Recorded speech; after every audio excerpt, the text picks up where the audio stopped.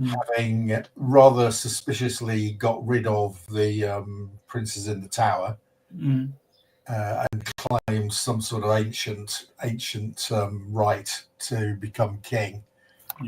And basically everybody, well, Henry Tudor at the time was exiled. It was sort of hiding in France.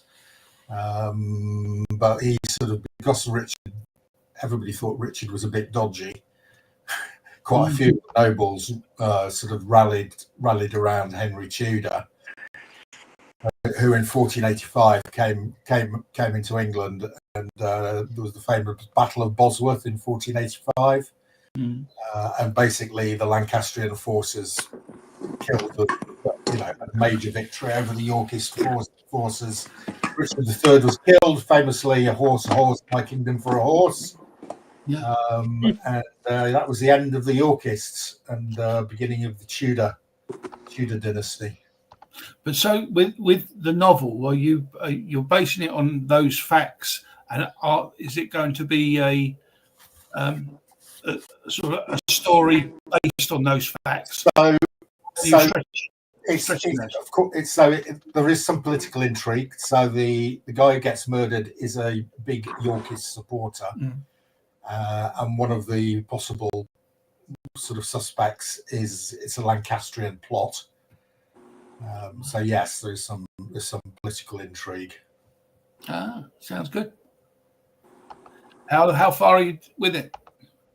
About 90%. Oh, so nearly finished. Oh, great. And you got a publisher? No, of course not. No, that's not how it works. It's the first time I've ever written anything, and so he has a publisher. His name's Mark Oldroyd. Yeah, no, I'm not going to. At this stage, I'm going to get some proper work done on it. So, I've engaged the services of a professional editor. Oh, great! Yeah, who's going to do copy editing for me. So I'm going to get it properly edited. And she'll proofread it and do all that sort of good stuff, and then we'll see what it's like at the end of that. I mean, she's sort of she's done stuff that's been on the sort of on the number one bestseller list. So she knows her onions. She knows her onions, yeah. Oh, right. No, it sounds good. I mean, even if you ended up just doing sort of a few copies of it, sort of thing, Yeah. If the worst comes to the worst, I'll just self-publish a few hundred, 50 copies or something. But I'd like to get it professionally published and make some money from it. Obviously, yeah. That sounds good. And then you got ideas for a second book? Well, yes. So my sort of detective is the Chamberlain of Framlingham Castle. So he is well known as an investigator of nefarious deaths. So yeah, there's probably a series of Robert Stone mysteries. He also happens to be a chimpanzee, which you haven't. Yeah, no, I didn't mention that, Bill. Because I didn't. And you've got to be very careful to make sure everything is historically accurate. So you can't have people driving around in DeLoreans because they didn't really have those in the second chapter when he finds a mobile phone. That's not going to work. Yeah. That I had to chop the whole chapter out, unfortunately. But it's things like how did the process come? Did you get the idea of who was murdered and who did it, and then build it around that? Yeah, so I had an idea of wanting to do something, a murder mystery, because I like my favourite form of novel is a murder mystery. So I'd always wanted to write one, and then the idea came to me of setting it in a historical one. And the town that I live in, Bardfield, is quite a historical town. So I thought, well, can I do a historical murder mystery sort of based in Bardfield? It sort of grew from that, and then but it's you have to be there. So for instance, at one stage, I have a monk investigating the cause of death of somebody, and I was going to write. The monk was writing a report about the death. He was going to say rigor mortis, and suddenly thought, hang on a minute, had the term rigor mortis come into use in 1480. And when I checked it up, it came in. The term rigor mortis didn't come in until about 1600. Wow. So you have probably to have to be careful, right? When you're doing like an altar, even some of the tools that we think of, like forceps and stuff, some of those might not have been invented at that point. No. I mean, medicine itself was very basic. Still a bit of, there's still a bit of the old witchcraft and apothecary and so on and so forth. So even the understanding of the anatomy would have probably been different then. It was very basic. There was a basic understanding of anatomy, so they did know what heart. They did understand what a heart was and what the lungs were, but it was very basic. Yeah. But you used to believe in the humours, or is that earlier on? They believed in the humours. No, some of that was still around. Some of that was still around in late medieval time. Yes, definitely. Yeah. Interesting. Yeah. And I would assume did you have knowledge of the era already? Had you read extensively about that kind of period already? So you had a little bit of. So there's a number of history books. There's a number of history books about Great Bardfield. So the murder is set around an annual event that used to occur in Bardfield called the Bardfield Horse Fair, which occurred every year for from about 1300 through to about 1700, and it was quite a famous horse fair. So I thought, let's base the murder around the horse fair. Yeah. So, there's a murder, or I don't know if it's they're all murder mysteries, but have you ever heard of Judge D? Judge D? No. I think that's the name. So Judge D is one of the Judge D Red. No, he's Chinese, and maybe I'll have to look it up now. But he was one of the earliest crime solvers in fiction, and his stories are right around the same time period as yours, maybe a little earlier. I'll look those up, Bill, because it'd be interesting to see. Yeah, I want you to see. And the reason I said Judge D, I probably have it wrong. In China. It was K.D. who played who was the Chinese guy in Manchurian Candidate and Hawaii Five-0 as Wo Fat. It was the only time he starred in something where he was a hero and not a villain, and it was actually pretty good. I think they made 2 TV movies at ABC in the 70s. Okay. Yeah, so you can actually see those on YouTube, and they're really great. What era was it set in? Ancient China? Yeah. Mm-hmm. Like maybe the 12th, 13th century, something like that. I mean, to be honest, they were probably more advanced in terms of medicine than we were at the time. I'm sure they were, because China was far ahead for years. Yeah. Barber of York. It hurt. Barber of York. Thank you, Kyle. No, I suppose in that time as well, people finding out too much about the body could be construed as witchcraft or whatever, and all sorts of weird things can happen to those sort of people, can't it? I suppose. I don't know. As well as the early scientists, also. Yeah, they were magicians or whatever the case may be. Classed as witches or warlocks, weren't they? Yeah. And most of the people who were interested and who had the knowledge were actually monks. So you got to remember at the time. I mean, religion played a much bigger part in people's lives in that time. So there's a lot of there's a lot of religion in the book, because basically the church was a very important part of the society. Well, anything rolled, man, didn't it? Even like back in that time, they told the time by when the bell was prayer, didn't they? Yeah. Definitely. Rather than actually having clocks or watches or whatever, it would be like the bell, whatever time would be matins or whatever different religious ceremony it was. Was there anything like that you were wanting to use that you discovered? Oh, I can't use that. Any other examples of something like that happening, or threw a spanner in the works? Or Yeah, there have been a couple actually. There was the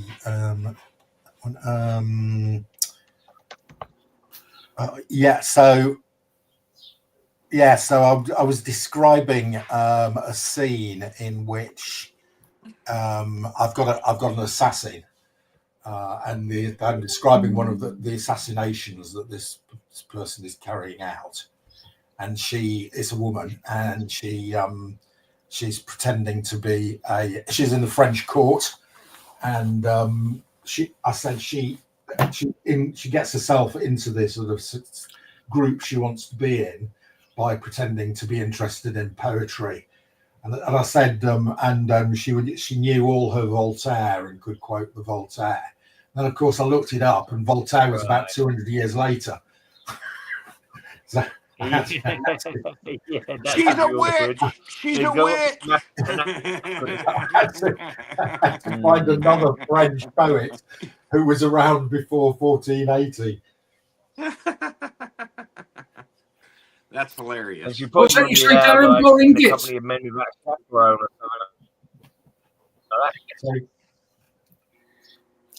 I missed both those comments. Darren's being rude to us. That's all. Never said a word. No, you didn't. You just wrote it down. And also, they didn't have Windows 11. No, we didn't have Windows. The tax was too high.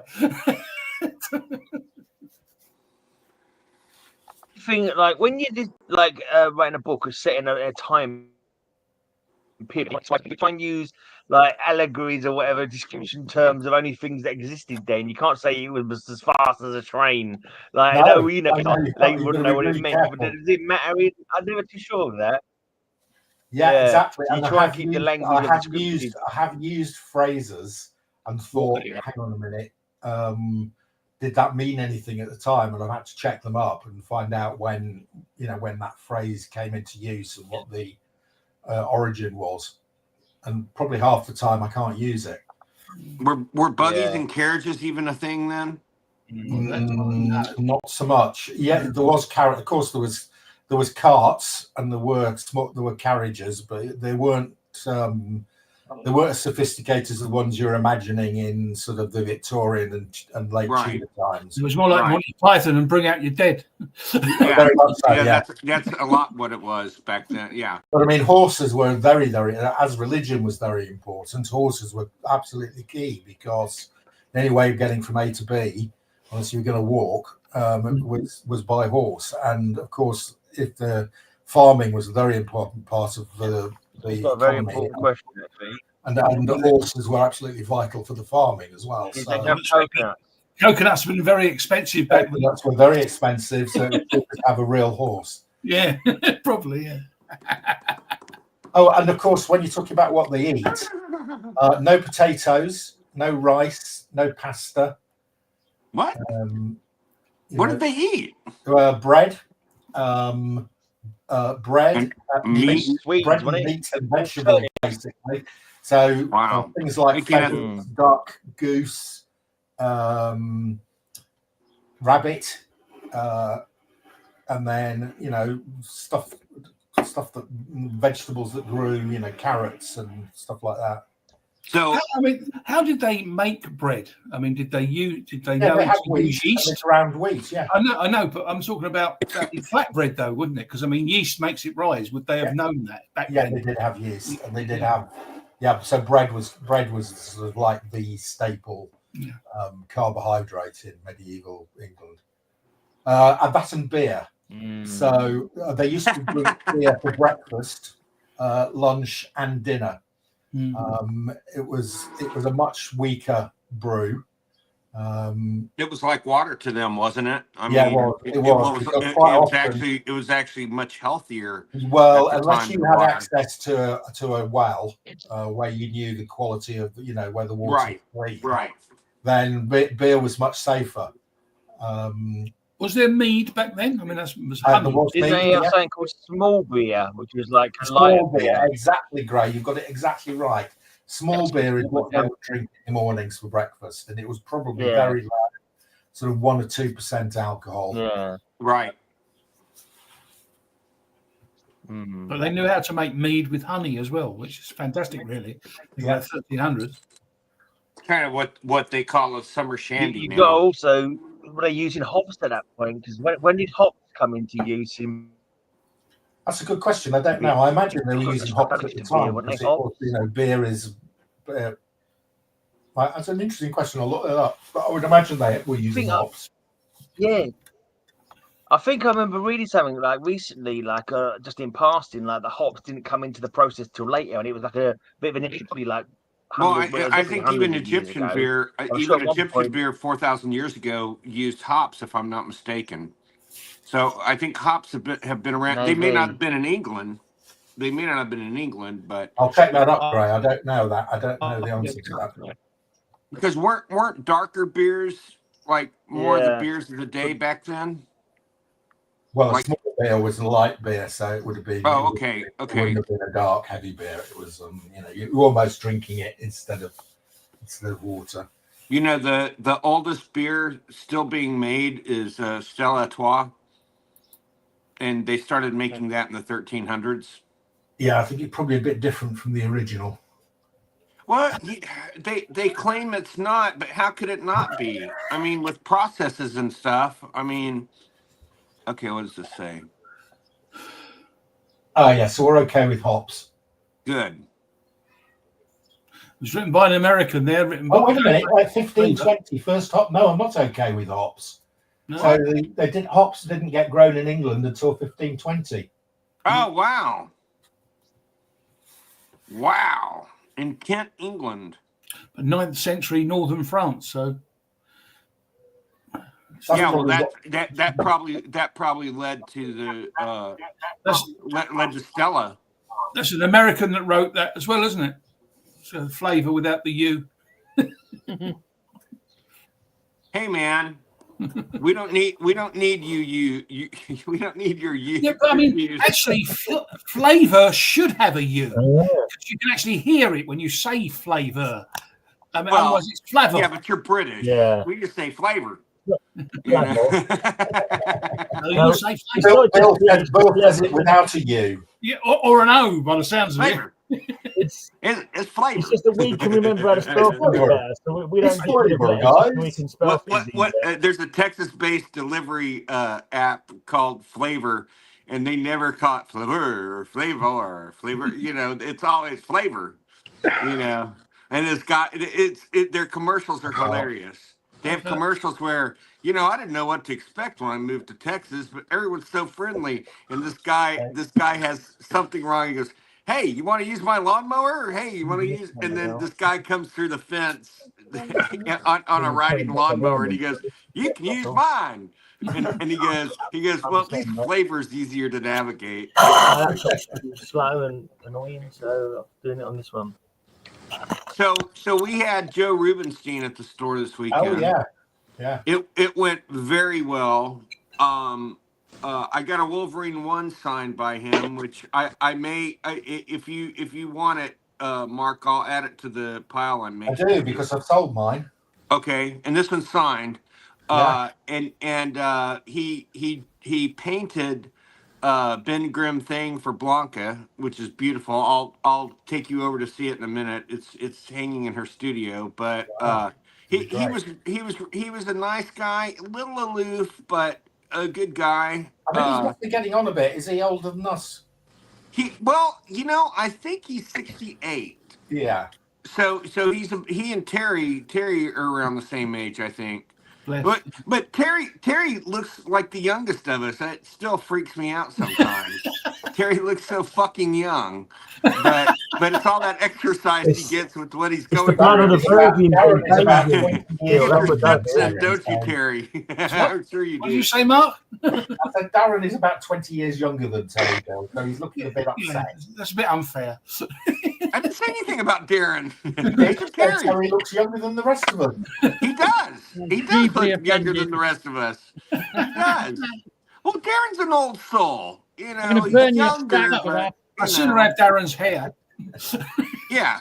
Everybody wants Darren's hair. Darren has good hair. I like Darren's hair. But you know, we have so many varied hairstyles in this group. It's kind of hilarious. But Kyle, how are you? Mine's not varied at all, is it? Still alive. He's knackered. Well, you are. Thank God. I don't think he's planning on talking much. He wasn't going to come in earlier, but he's obviously couldn't resist. I was just sitting here on an ice pack, being all of sweat. Darren said, "Don't be a git," so I didn't want to be a git. I have to ask the $100,000 question. Has anyone seen Superman? Yeah, I've seen it. Yeah. I loved it. Yeah, I fucking loved it. I thought it was great from beginning to end. Phil took us all. It was really nice of him. He took about 25 people on his staff for his other business, and then Alex and myself. And you know what? It was, and Blanca went too. It was fantastic. It was really enjoyable. To me, it's the best Superman movie, but it's also the most engaged in the actual stories from the comics. You know, is it different? Yes, it's a little different. But wasn't it great to see like Guy Gardner, Hawkgirl? I know Hawkgirl's been in other things, but to see her on the big screen was great. Mr. Terrific was fantastic. I absolutely love Metamorpho. I thought Metamorpho I thought he was great. He was terrific, not fantastic. That's the other film that's coming out. No, Mr. Fantastic's going to be terrific, and Mr. Terrific is going to be fantastic. Yes, thank you, Darren. See, Darren's got my back. But I thought, I don't know, I liked every minute of it. Now, they had said, the only thing that disappointed me, they had said they were going to screen a new Warner Brothers cartoon before it, and they wound up not doing that. And I'm a big, you know, we grew up with cartoons at the beginning of movies. Yeah, I mean, if they've done that. Huh? Yeah, I'm going to see it tomorrow. So I think you're going to really like it. So, Mark, the only thing I would say to you is there's two ends. Okay, there's two ends, isn't there? You know, the credits in the credit scenes. There's two credits. Oh, yeah. There's not. I wouldn't bother staying for them.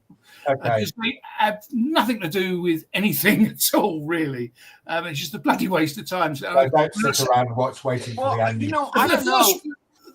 It's basically. But I mean, usually when they have the end credits, there's don't give them spoilers, Bill. Don't mention. No. But this isn't a spoiler. When you have end credits, well, if you mention the character and what it's setting up. I'm not going to mention the character. It's setting up the next movie, though.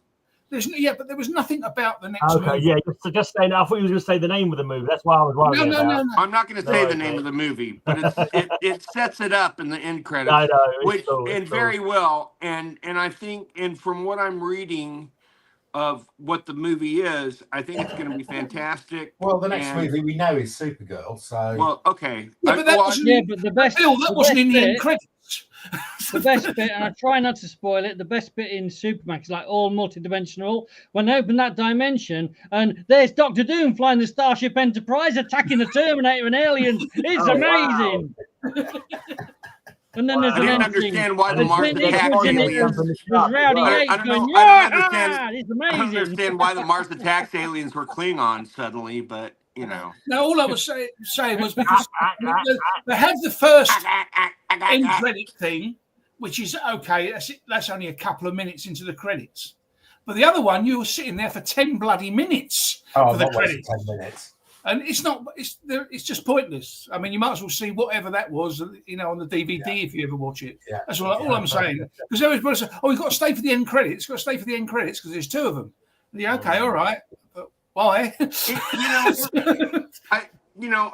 kind of see it the way you do, Terry. But I also it didn't add anything, but it didn't detract, and it was fun. Oh, no, it didn't detract, but it didn't add anything to it. I mean, usually the end credits are usually something that tell you, there's something coming and whatever, but there was none of that. But other than her being very attractive, Cat Grant's character was worthless. I mean, and that's not a spoiler. It's just she doesn't do much. No, I mean, except comics, really. That's not her fault. She wouldn't do any lines to speak of. Just a big character in the comic books, apart from when her son got killed. But I will say this: I like how they portray Jimmy Olsen. I think Jimmy Olsen is really It's kind of funny. He's a ladies' man. All the He's a girls ladies' want man in the Jimmy. comics. He's always a ladies' man. He's a ladies' man in the comics. What are you talking about? He's got alien women coming from other girlfriend planets. every To go bloody out with him. What are you talking about? Bill starts a war over Jimmy Olsen. Film at I'm 11. saying. He's always getting some arm candy, old Jimmy, just because that's Lucy true. Lane's That's like true. keeps buffering him. Jimmy's always been a woman's man, not a man's man. Yes. Well, that's for sure. Yeah, exactly. We leave that up to Green Lantern of Earth Sometimes One. there's an Earth accident. They've got a new girlfriend, or he's turning into a new character. A woman that's interested, but these things happen in Silver Age. I'm really looking forward to the Lantern television series. Oh, she's already got 4 husbands already. Those kind of things happen in Silver Age. That's true. Well, Creature, he does marry a gorilla Commandos. as well. Creature Commandos is on Sky now. I don't know whether you've got Sky there. It's Creature Commandos on Sky. And I mean, the crap that was coming out of YouTube saying how bad it was, what a load of bollocks and everything else. I've seen the first 4. There's only 7 episodes anyway, and they're only about 20 minutes long. I've seen the first 4, and they're brilliant. I know there's only animation. What series is this? Creature Commandos. Creature Commandos. I mean, it's been over in America for over a year. No, it hasn't. No, it just came out 4 months ago here. I thought it was longer than that. But anyway. No. And there's only 7 episodes. I know. That's what I just said. But it's great. It's great, isn't it? No, I think it's great. All I'm saying is YouTube slagged it off something chronic. But there's nothing wrong with it at all. The first 4. But Terry, there are people whose YouTube channels are all about negativity. Oh, they get the views from saying, "Oh, it's awful. This is the worst bloody thing. Comics are coming to an end." That is their whole reason for existence. Oh yeah. Oh, I totally agree with you. Yeah. But no, I really enjoyed it. As I say, the first 4. I mean, it's a shame they're only 20 minutes long. But they were very well. I mean, I sound very well acted. I mean, because obviously voice acting, but it's very well done. Well, and it is bloodthirsty, isn't it? Oh, well, you've seen them, Bill. I mean, they leave nothing on the cutting room floor other than other bodies. It is really it's carnage. Has anyone watched The Other S-Man who's out at the moment on Netflix? The Other S-Man, the Sandman. Yes, I've watched it. Yeah. I quite like it. It could have been better. It wasn't as good as Series 1. Well, they're gonna wind up getting a 3rd series. They haven't announced it yet, but they're only halfway through season 2. Yeah, the other half comes out, and the episode 13 is Death: The High Cost of Living. That's the one I'm waiting for. I mean, I did like one of my favorite Sandman stories is the Orpheus story, the Song of Orpheus. So, I remembered most of the storylines in this one actually because I've not read all the Sandman, but every sort of more or less every story in this one, I said, "Oh yeah, I've read that one. I've read that one." So I did like the Song of Orpheus storyline that went over, I think, 2 or 3 episodes. Yeah, and I also think what's her name? The woman who plays Joanna Constantine does a really good job. Yeah. Who? Joanna? Yeah. Yeah, the one from 200 years ago. Oh, is she related to John? Yeah. His family's been in it since the beginning. Oh, okay. I didn't realize that. I don't know how I missed that, but I missed that somehow. Yeah. Can someone remind me? Is Destruction in the original? I don't remember Destruction. Was he the brother originally? Yes, he is in the original. Yes, him on the island with the dog is in the original Sandman comics. It's a long time since what I've read of it, so I didn't remember him. I remember when the Immortals started dying. I couldn't remember what the story was about. I remember the Immortals dying. That's a good storyline where she unexpectedly hands him the keys to hell, and you have to decide who's going to get hell, and all the fairies and the demons, and I really quite like that storyline. A good thing they do, and they kind of expound on each one, but basically, even if you look at it when you go through the list of episodes and stuff, they tell you the specific issue the basis of it is from. Well, there's also rumors that the guy who plays Lucifer is going to show up in a cameo appearance. God, that'd be brilliant if Tom showed up. Well, Lucifer first appeared in Sandman, didn't he? Yeah. No, well, hang on. We've got Lucifer Morningstar is already dealt with, and it's played by the woman who played. Yeah, it's a different Lucifer, isn't it? It's a female Lucifer. It's a There's female Lucifer in Sandman. Oh, that's right. The one- Okay, the I woman- forgot all about that. Okay, the Game it's been of a while Thrones. since I watched the first season. I also, don't care much angels for the that- Dead Boy Detectives. I don't know about you guys. No, I it was thought they were a great. teenage. It was for teenagers. It was. I watched half an I didn't episode. mind that actually. It was all right. I didn't mind it. I wasn't. Really? I don't think it was that close necessarily to the original. It wasn't close. It was nowhere near. Yeah, I There was just enjoyed it for what it was. You know, I just it was all right. You know, It was rewritten to appeal to American teenagers. Now, have any of you guys seen Ironheart? No. No. Yeah. You have? Did you like it? Yeah. Ironheart. I loved it. I love Mephisto being in it. I love Mephisto, and the Disney cool Plus, Greg. the cool thing about Mephisto is he he's Sacha Baron Cohen's with long hair, and he's kind of menacing on his own, but he's stirring his tea, and he pulls his spoon up, and you see a reflection of the Mephisto that looks just like the comic book Mephisto, and he goes, "Oh, I dumbed myself down for you to look at me here," or something like that, and you see that he's going to look like Mephisto at some point. So I love that, and I think, you know what? I get pissed off when people say he's not a very good actor. I think Sacha Baron Cohen is a wonderful actor. Very good He's actor. wonderful, and I think he only showed up in the last episode, but I really thought he was brilliant and did a great job. Sacha Baron Cohen as Borat as Mephisto. Nice. Yeah, nice. I make you a deal. Nice. Has anybody seen the latest Fantastic Four trailer? The spoiler-filled one? Nah.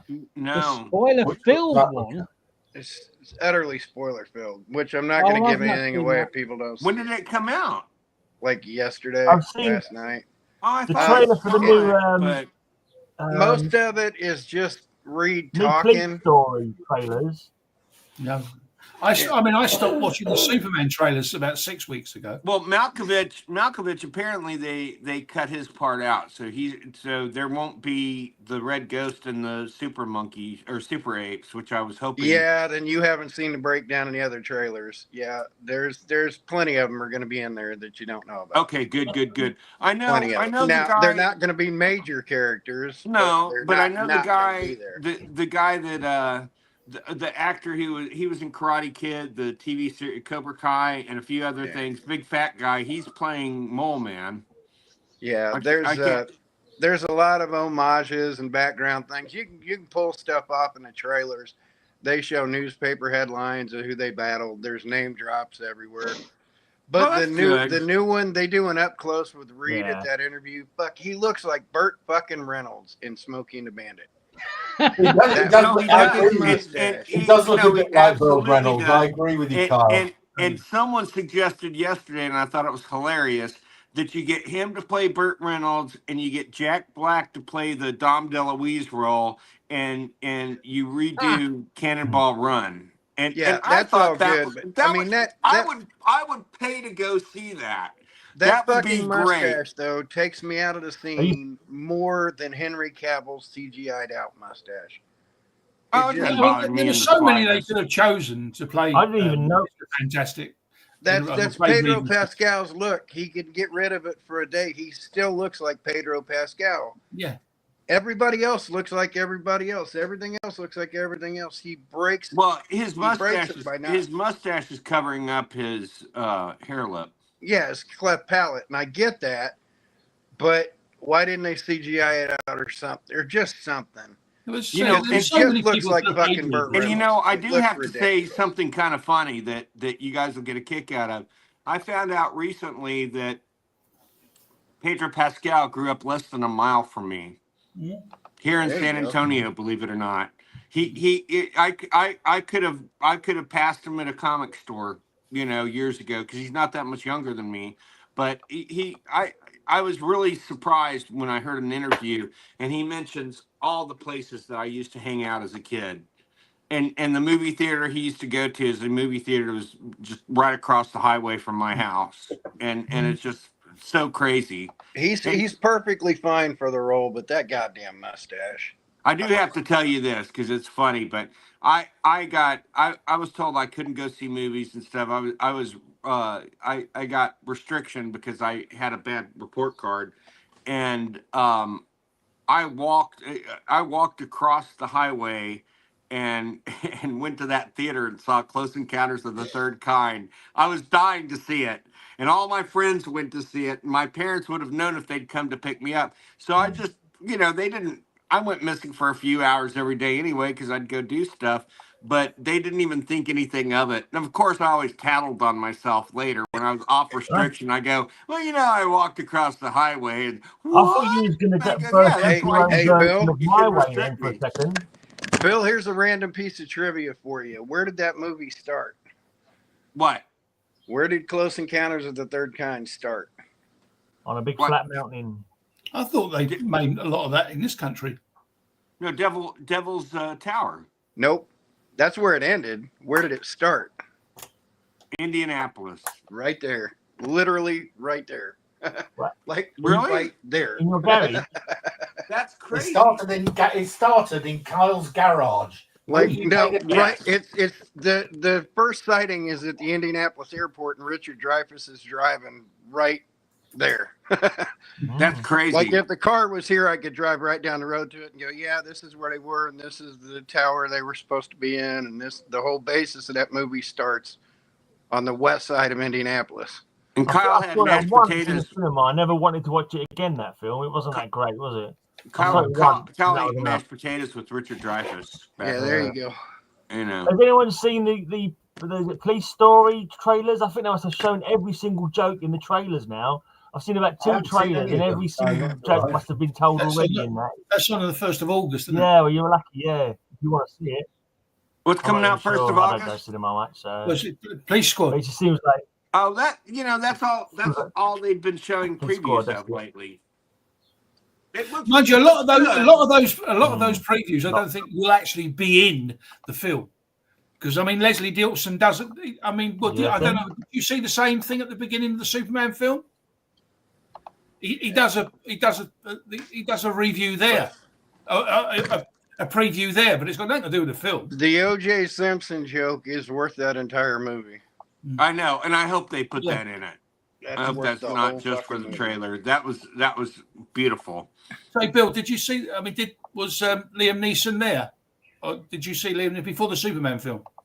Yes. Yeah. No. They didn't. They did an advert. They did an advert with Liam Neeson talking about the Superman film, but as he was knocking it and all that sort of business. But that was at the very beginning of the film. It was like an advert, but because it wasn't. But again, that's it wasn't hilarious. I wish I'd seen that. But it wasn't. That is great. And there's been a lot of those that you've seen that are on YouTube and everything else, and they have nothing to do with the film. I don't think any of that will be in them. I think he's none of that will, because why would it? That was made just as a joke. But there's been a lot of those things that have been made just as a joke, so I don't think a lot of them will be in it. No. But as Carl says, I mean that O.J. Simpson joke is going to be the one that everybody will remember about that film, and probably sod all else. well, okay, Kyle, I have a trivia question for you. Who played the same character as O.J. in the TV series Police Squad? Who played the same character? I have no idea. Peter Lupus from Mission Impossible, former world lifting champion. Yeah. Peter Lupus. He was great in it, by the way. He was way better than OJ. But that's I like that. It's another one of those TV series that everybody thinks lasted a long time, 2 or 3 seasons, but it didn't, did it? It was 1 season. That was it. Yeah. Which is a shame. But, and this was hot on the heels of Airplane. I like that Sandman. The Angels. And everyone got quiet. He's gone to sleep. I think Gray's gone to sleep. I know, I'm still here. I'm still here. What was you saying? You just said Sandman and that was it. You sort of went. I give up every time I try and open my mouth. An American sticks his oar in, and I never get a chance to finish the sentence. So I stop bothering. Did you hear Metallica? No, I was just saying the Sandman. Metallica insisted There you that, go. Start again. Trump In the take Sandman, entered two the. angels. Okay, I'm going to go one more time. So Trump put out a video with Enter the Sandman in the background, and it was trying to make us look badass as America. And Metallica immediately said, "Oh no, we don't want to be associated." So they had to take it out, and they put some crappy song in instead. But before, when it had Enter the Sandman, it was a badass looking video with drones and stuff. But I mean, I thought it was hilarious that they made him take it out. Sorry, I'm done now. And I know you guys don't care because you're in England, so. Although he's fucking up the entire he's planet. fucking up the world, mate. So Yes, I know. He's fucking it doesn't matter where you live. No, I know. I mean, it's evident. I mean, it really is. I got a nice present from Chonko. I don't know whether you see him, sort of Chonko and Nerd Culture on YouTube. They're one of the comic channels. Yeah. And I watch it. MJ watches it, and one other British person watches it. And then we're the only 3 Europeans, if you like, that watch it. And so therefore he thought once he got to 500 subs, he'd give away something, because he'd already given the 400 subs to everybody else. So he thought, because of the postage and everything else, he'd give a little present to those 3. And he sent me, which is really good. I mean, I was expecting like $25 or something, but he didn't. He sent $50, which was nice of him, for my comic shop, which is what I asked for. Wow. So I ordered some comics last night. Now, the last time I ordered from my comic shop, I ordered about 18 books, and it was only $25. If I wanted to pay the super fast, it would have been $65. But as it turns out, I got them in 5 days anyway. Oh, that's crazy. Which is what you got for the 65. Yeah, always quick. The normal delivery is always quick. Yeah, but now that I ordered 5 comics, and they cost I ordered 5 comics, and they're going to cost me $35. If I wanted the super fast, that'd have been $85. But that's gone up. And I mean, it was only a few weeks ago I got those others. That's so crazy. It's gone up $10 bloody in a matter of weeks. Yep. For half the amount of books. Well, no, a third of the amount of books I got before. I mean, that's how ludicrous it's becoming. Absolutely crazy. Yeah, so guess all good from America. Guess what Phil got the other night on Heritage? He got a X-Men 1 Pence copy for $3,000. Good price. It's slabbed. It's a 3.5. Yeah. Not great, but not bad. No, not bad.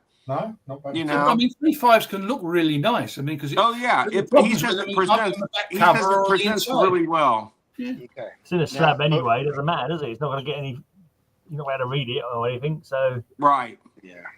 I saw a 1.8 Daredevil the other day on the thing, and I just wish I'd had the money, because they only wanted $2,000 for it. Only? Well, yeah, 1.8. But it looks immaculate. That sounds a lot. All the problem with was the back cover. Half the back cover was missing, and there was stained or something or other inside. But the actual front cover looked like it had just come off the printing press. And yeah, but a 1.8 for $2,000 when you can get a 3.5 X-Men 1 for $1,000 more. That's just way too much. Yeah. But while we're at a stopping point, and while he's still got the train of thought, and while us Americans can shut up, what were you going to say about Sandman, Graham? Oh, I don't care anymore. I've given up on that. That's a gambit you're never going to know. That's never going to be discovered from now on. Can I talk about Sandman? Because I've never read the comic. I've never read the Sandman comic, but the TV series you're talking about, so the TV series you talk about, does it actually follow the comics? Yes, exactly. Yeah. I'll be interested to watch. Look, I mean, they adapt basically single issues. That's totally unexpected. Wrong kind of unexpected. Yeah. It was very unexpected. I wasn't expecting. It did warn you on the front cover, though. I paid good money for that. I don't even really know where it's from. It did warn you on the front cover. It's a nice front cover, but I've got. Yeah, it doesn't warn me it's unexpected. I don't mind about the big back cover. But never mind. But yeah, those That's Sandman right. episodes are basically based around single issue, even though it expands on a couple different issues, and like Death, the High Cost of Living is a 3-issue series. But there's a basis that they work off of, like the special, the Orpheus special was what they did with him. But I think they singled out the issue that overlapped it. But I think I've got about 3 trade paperbacks, which I don't even know how I got them. I think I must have got, like one of those winning things when they on the YouTube channel, I think. But I've yet to read them. But the thing was, I didn't read them because they seemed to be out of order, kind of thing. And I thought, well, if I'm going to read 2 graded X-Men, one signed by Claremont, the beginning of Days of Future Past, and then Giant Size X-Men 1. But I have 4 or 5 graded Sandman issues because I got them for free in a trade. Apparently, guys, Bill has got 3 STCC panels this year. I do. I do. Where did you learn that? I guess that's word on the street. And right below my face. But so every YouTube show I watch, they tell me it's just all around it's a buzz. The words on the street. So I have to tell you something kind of crazy, and I'll go get it in a minute and bring it and show it to you. I have this fantastic book on the artist. God, his name's totally. Guy did all the art for Alien. Geiger. Giger. Yeah, you say Giger, I say Geiger, or vice versa. So in the collection, I was looking through some of the stuff I got, and I got a bunch of Geiger stuff, and I opened one, and I swear to God, I'm going to show it to you, and I hope you guys think I'm not crazy. Well, you know I'm crazy, but think I'm not crazy for this. But there's a sketch and a signature from Salvador Dali. What? In the front cover, and he acts like that's what it looks like. I mean, I could be wrong, but I'm going to show it to you. And he says he's signing it for Giger as a I'll have to go get it in a second. But it's, I mean, it could be the most expensive thing out of the whole collection. It could be. You're talking about a bound volume, so it could actually be a photocopy of something that he did. No. Let me go get it. It's not. I promise you. You need to let us know exactly how many pieces of Geiger you've got. You need to be a Geiger counter and let us know. Yeah.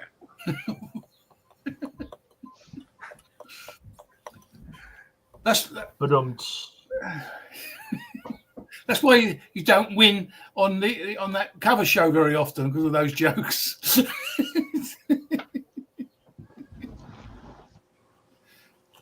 Yeah, the best jokes. Now, Terry. Oh, hang on, we've got more advertising in the names. Splat Comics Marvel Upload, Saturday, 19th of July at midday, if anybody didn't know. Well, while he's pulling this up, somebody should look up when Dolly and Giger died. Molly and who? Dolly. When if this matches up, it's before they both died, and it's a first printing of something.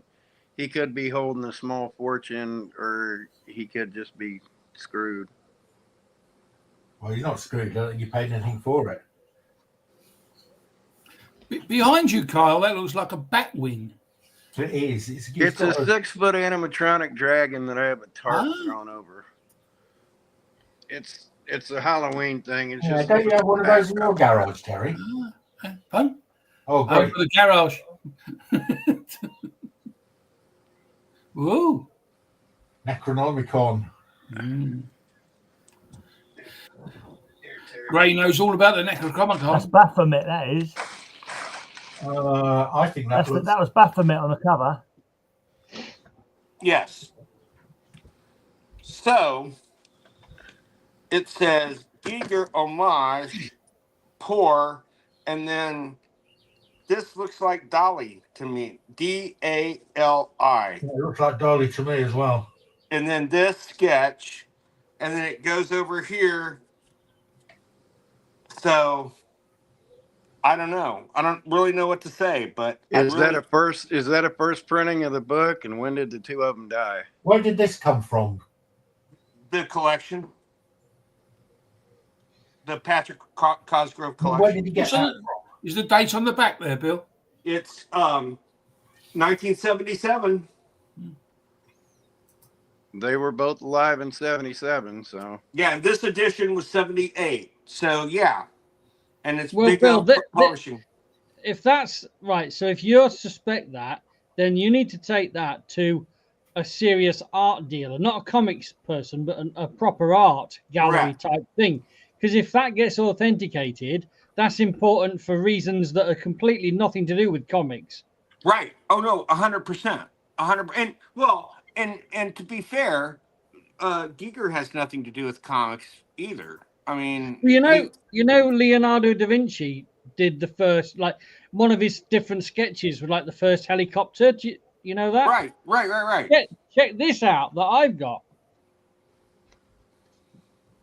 Hold on, give me a second. I can't see it. Make it bigger. Give me a second. I'll make it on the big screen. Give me a second. Yeah. Okay. I think Darren has got an original Da Vinci.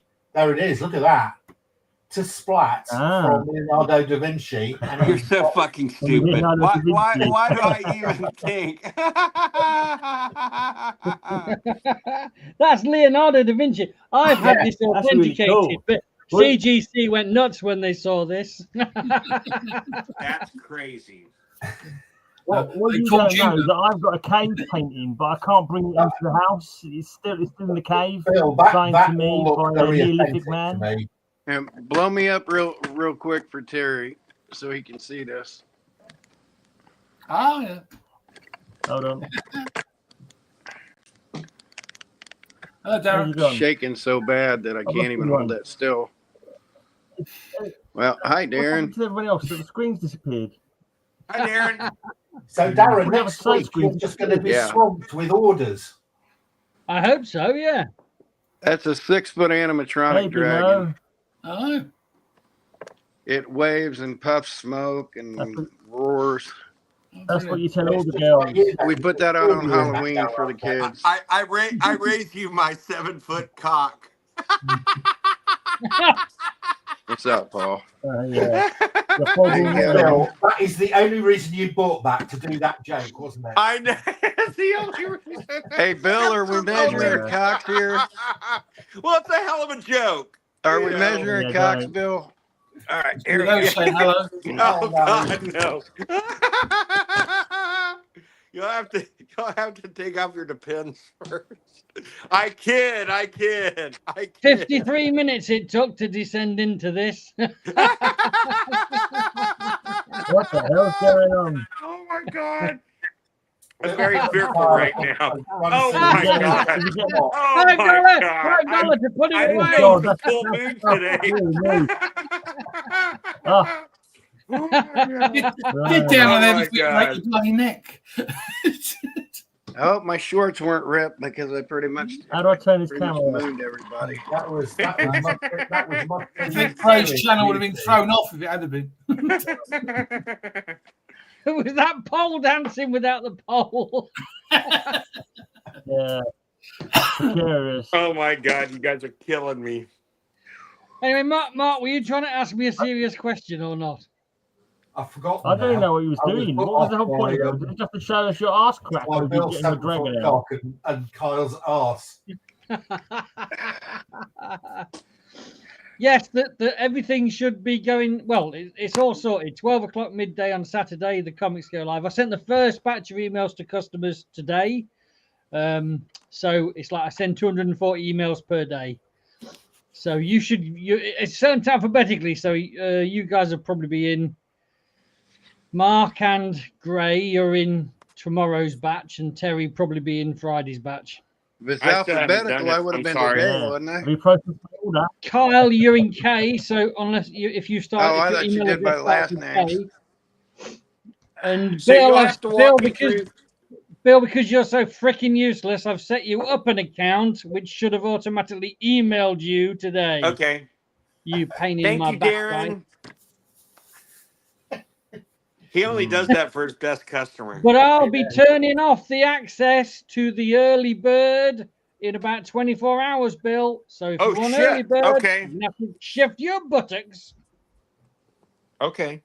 All right. Good enough. Good enough. Mike's off still, Terry. Terry, your mic's still off. I'm afraid, Darren, your prices are too high for me. I'm going to have Becoming to the buttocks show. Don't worry about it, Mark. Yeah. You're killing me, guys. I'm glad I got in with my discounted ones when I came and saw you after Thought Bubble last year. Remember that your first introduction to Splat Comics happened when I was deep into the discount sale. Yeah. So that's kind of if that's how you think of your Splat in your head, you missed the whole couple of years before that when they were at sort of what I call normal price. Yeah, that's true. Yeah. So we'll see what happens. Darren's our favourite kind of Darren. Sorry, Gray. I missed what Gray said. We prefer discount, Darren. Oh yeah, I know you do. I know everyone likes a bit of discount. I know they do. Yeah. But I have to let things run their course at full price for at least a year. That's fine with me. You're right about that. So we'll see. And that gives me the chance to process DC stuff and all the other stuff because what you'll get, you've got such a huge offering there, Darren, that people will want individual issues they can't find anywhere else, and they'll pay your, slightly increased higher prices just to get it.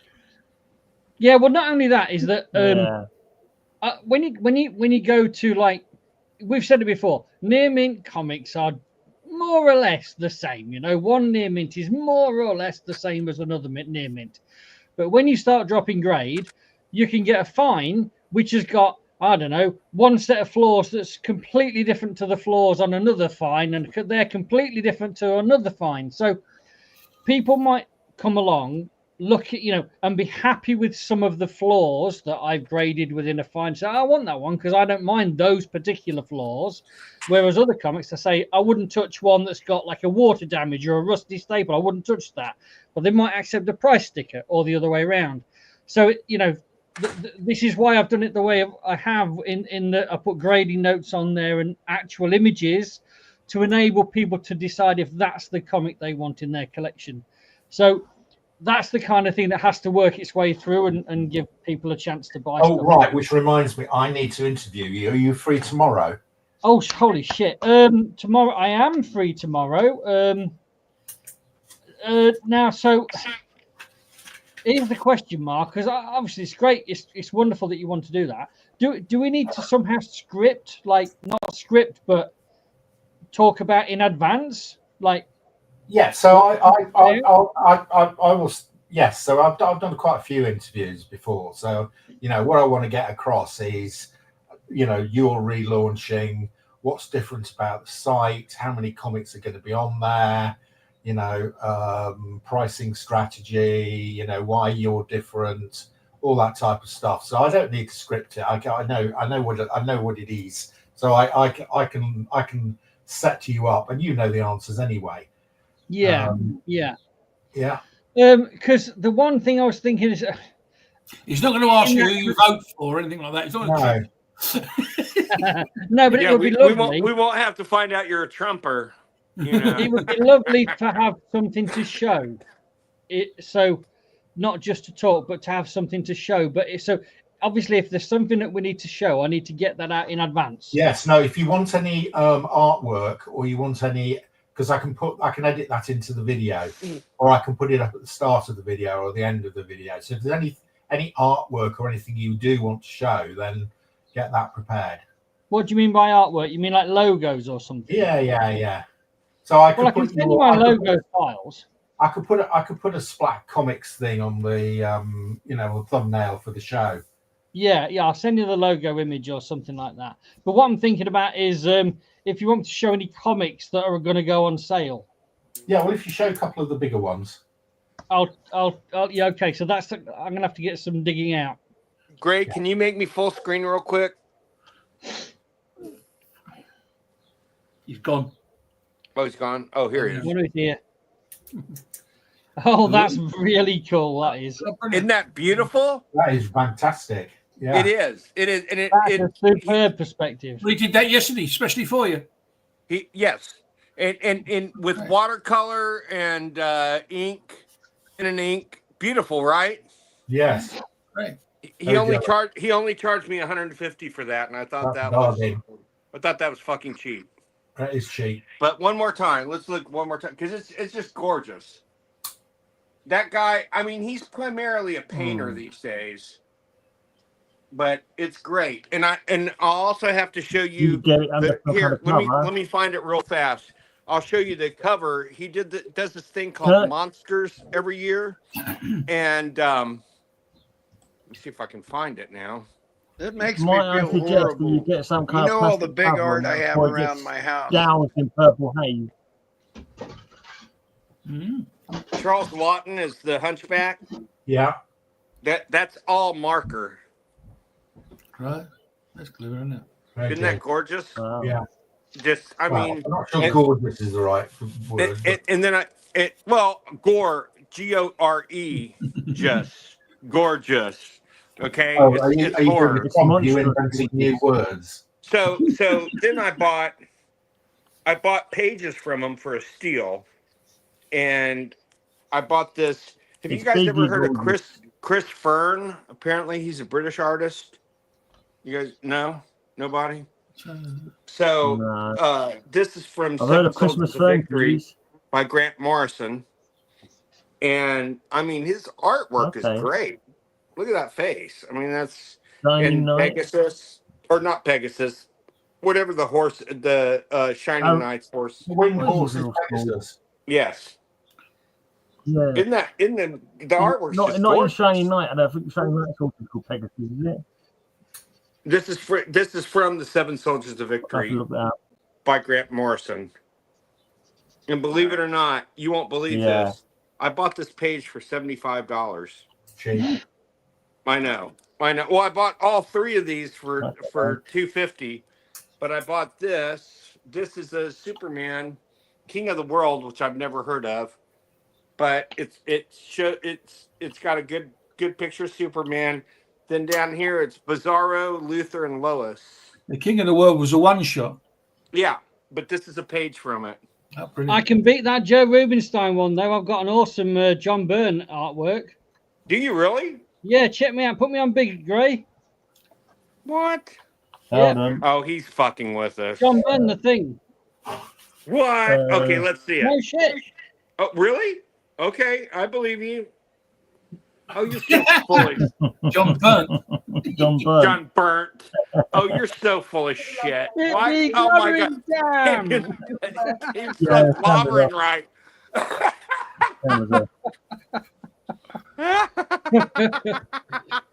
£10, no problem, easy. That's hilarious.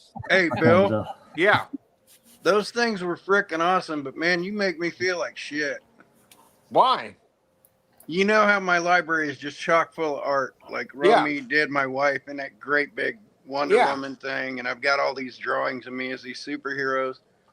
Other than the $25 donation to Ed Hannigan's daughter, where I got that Spider-Man, I've only spent $25 on all the art that's up there. I just feel like a cheap ass bastard. You're a lucky bastard. And then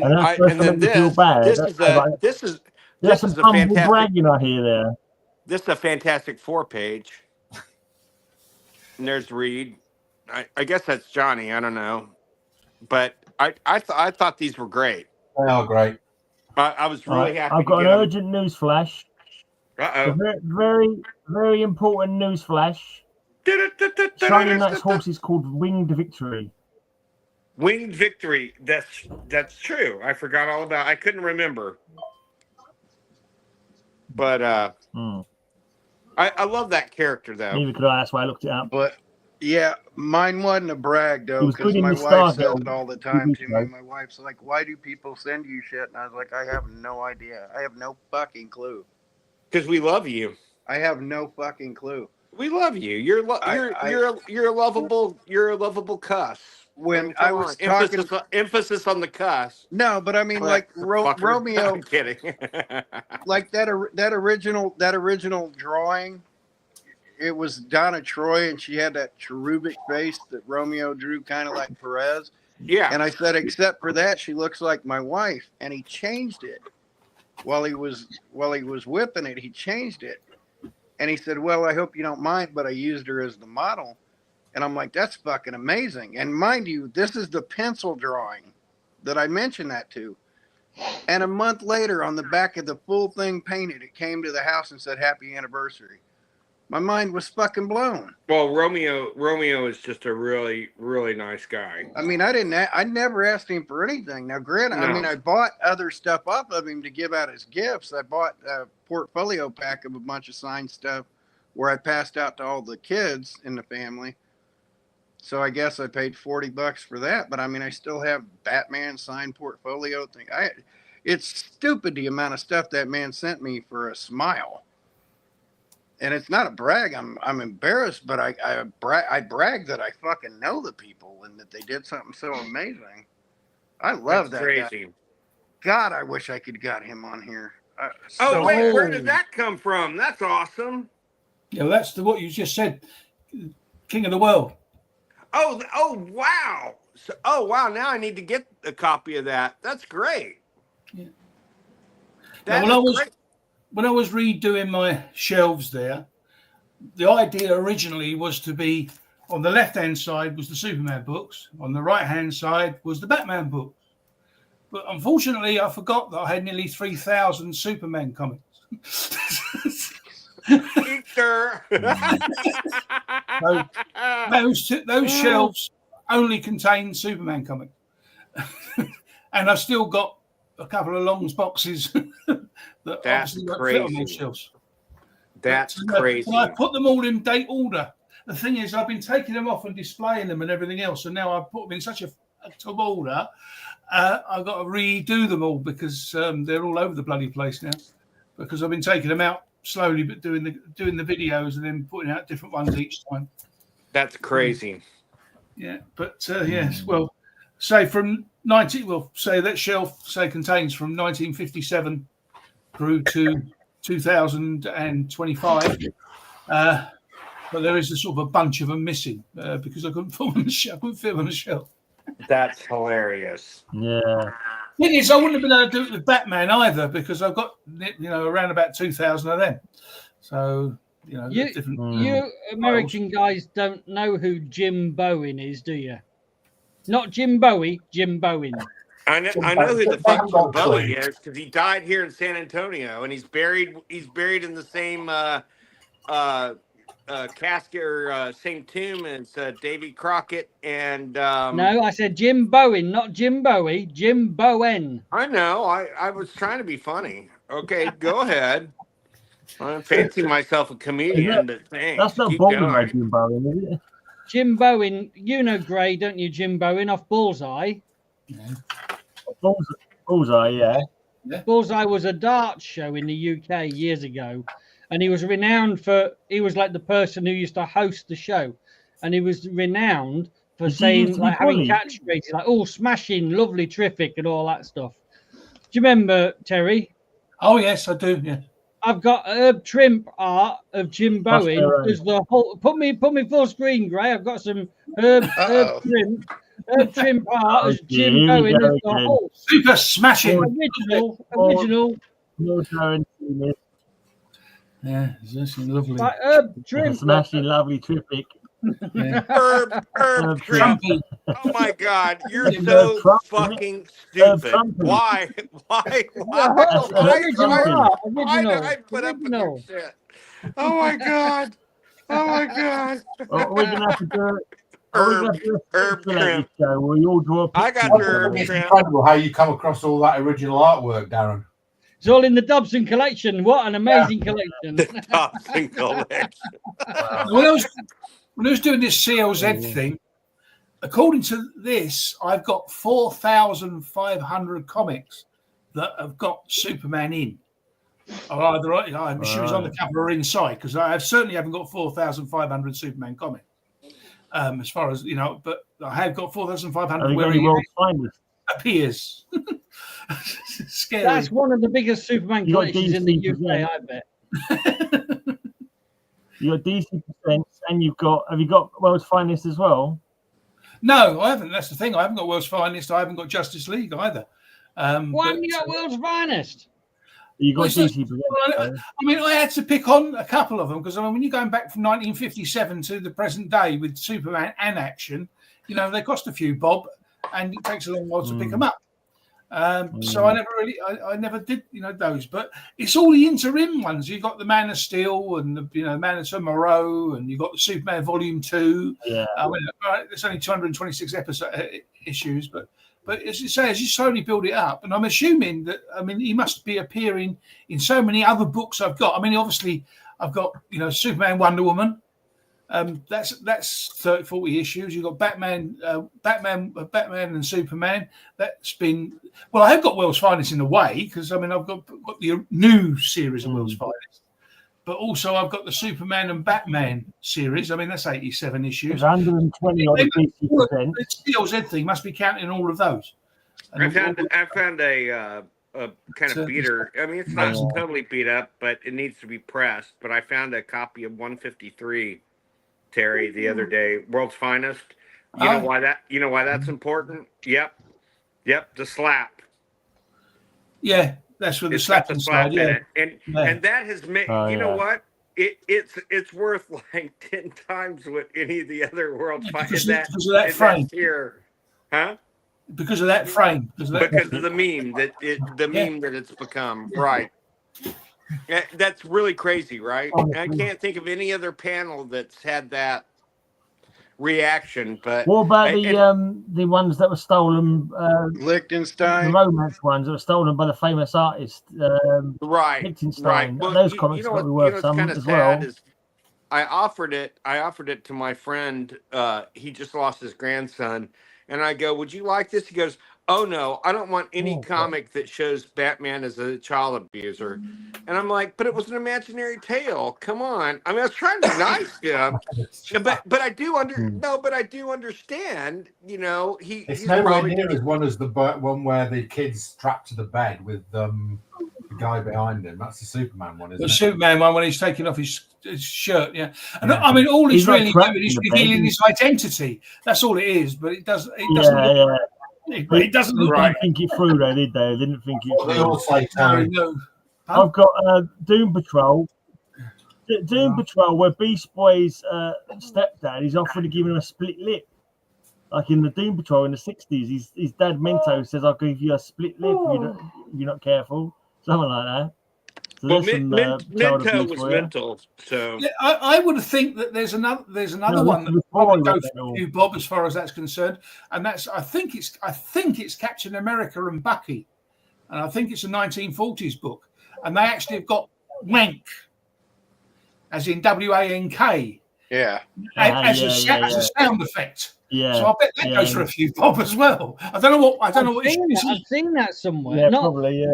I've seen the word wank used as a sound effect. It's used as a sound effect, like biff and bang and pow and wow. Onomatopoeia, whatever they call it. Wank. Yeah. Wank. I would have thought it would be more like a squelch, sound. Well, yeah, maybe. I don't know. Isn't there a soft drink in Korea called wank? Wank. A beer called wank. A soft drink in Korea called wank. Is it really? Hey, Bill. Yeah. Have you seen the R. Kelly comic book? I know there's a Chinese snack called shit. Oh, fuck. What? Do you have to pee on it to open it? Onomatopoeia on me. You're so stupid. God, that's bad. I know God, that's bad. A Chinese snack called shits. It's spelled SHITZ. But and it's a corn snack, but it's called shits. But it obviously means something totally different in the Chinese vocabulary. We stayed at a hotel in Hawaii one time, and there was a Japanese store in the lobby. It was called Fuck Yui, And I mean,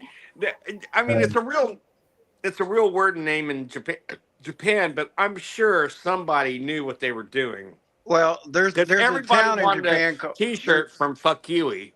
There's a town in Japan called Fuck You Okay. You know, in the email I've sent out to my customers starting today, I told them to come and watch me on the Geeky Weekly show. I'm going to try and retrieve all those emails because I'm not so sure. You started your silly pictures. I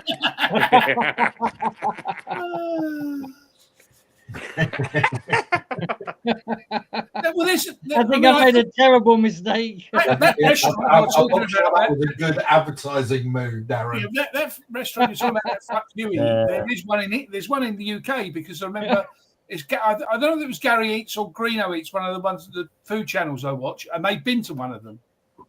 And he couldn't, because he couldn't say. He said, "I'll let you see what it's called because I'm not saying it." And so there is actually one of them here as well. It's in the sort of deepest depths of London somewhere. Sort of, you know, that's crazy. That's crazy. But my father was always one for say if he told someone to fuck off, he'd always say, "Well, I've been polite as I spell it PHUQ." Thanks, Dad. You know, my dad was notorious for coming home after where he was a furniture salesman, carpet salesman after he got out of the Air Force. And he'd come home and he'd go, "Well, I told that so and so, you know, I'll put it where the sun don't shine." And my mom would immediately go, "Bill, you know you didn't say that." And my dad would go, "No, but I thought it."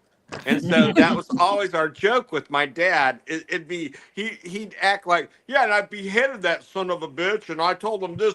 I spit down his neck." "No, you didn't do that, Bill." "No, but I thought it." So you know that was my dad.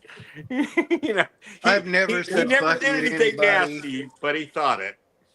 I've been polite all my life. I've never said fuck you to anybody or told them to anything vile like that, or I haven't never said anything like that to 3 fucking presidents. Amen. I told 3 fucking presidents. Mark, what are you drinking? 3 presidents and vice president. I told them to fuck off. El Zumbido. It is a produce of Spain. The wind that whistles through these vineyards. I thought that's what they use to clean the ice. Is the secret behind the fresh fruit explosion of the El Zumbo range, a grape that just loves to grow in this part of Spain. That's interesting. Fresh citrus notes with mild floral and herbal notes. Great with a whole host of geekly weeks. Cheers. Cheers to you, sir. Cheers to you. That raspberry flavor, Bill. Yeah. It's they don't get me started. They made it taste. They changed the flavor recently, and now it tastes like bad Kool-Aid. But you know, you still drink it. I still drink it because there's nothing. There's nothing that's as good. It sucks compared to his former self, but it's still better than anything else. He's become reliant on the $5 a week sponsorship that they give him for bringing it on his show. That's right. Because everybody seems to cover that picture in your at the moment on some of the YouTube channels, and I looked it up, and it's got a small amount of alcohol in it, and it's basically water, a flavored water with some alcohol in. What is? There's something they call branch water, and I don't know what that has to do with anything. And then one called ranch water, and all it is water with a little bit of alcohol in it, and it's, I mean, the alcohol content is typically around 4 to 5%, but I don't want to drink water for alcohol. I mean, I don't want to drink something that tastes like water. I mean, what do you think that's been made of originally? I don't know.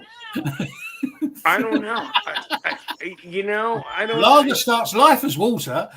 Well, yeah. But, hey, Bill. Well, we used to call my dad. My dad used to love Coors beer, and of course, you can ask Kyle. the nickname for Coors beer has always been Mountain Piss.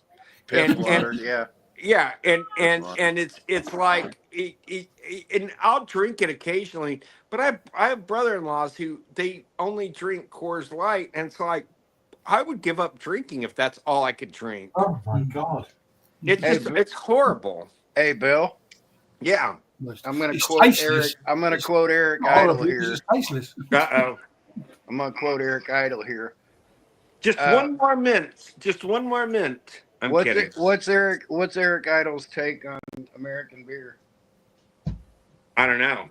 It's like fucking in a canoe. It's like making love in a canoe. What does that mean? It's fucking close to water. I love that. You know, he's managed to piss off the rest of the Monty Python crew because apparently he's a real douchebag, which is too bad because I always thought I always figured he'd be a great guy, but he's come out and he said really mean things about Terry Gilliam's daughter, who manages their company, so to speak. He fell out with them years ago. He's always been motivated by money. Yeah. If you watch some of the shows, you can see them taking the mickey out of him. Yeah, well, you know, what's funny is apparently, and John Cleese said this. He goes, you know why he wants money all the fucking time? Because he doesn't know how to manage it. It goes through his fingers like water. The rest of us have managed our funds, so you know we're happy with what we're getting and everything. But he's always looking for the next paycheck because he's spent everything.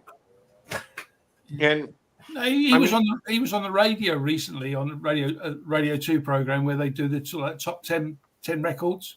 He was picking that, and he was talking about his life and all the things of the people that he's met and everything. And he said that because he was on his own because you had John Cleese and Graham Chapman writing together, and Terry Jones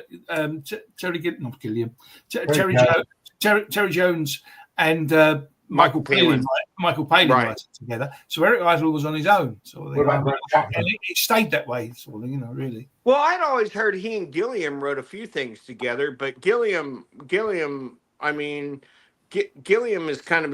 was always kind of his own guy, but also the only American in the group. And who brought them together? I know the answer to this. Give me a second to think. Was it George Harrison? Sort of, but not so directly. It was Harvey Kurtzman. Harvey Kurtzman. Yep. Yeah. Strangely enough, I forgot all about that. Yeah, and what is that? What is that hilarious? Have you guys ever seen that hilarious bit that I'm trying to remember? It was a show from the '60s that John Cleese, Marty Feldman, and 1948. Last 1948 show. Yeah. And the one where each one of them says, "Oh, you had it great. We had this." Yorkshireman. Yorkshireman sketch. Oh my God. That's where it starts. So fucking hilarious. I absolutely love that bit. You were in paper bag in middle of road. You were lucky to have paper bag.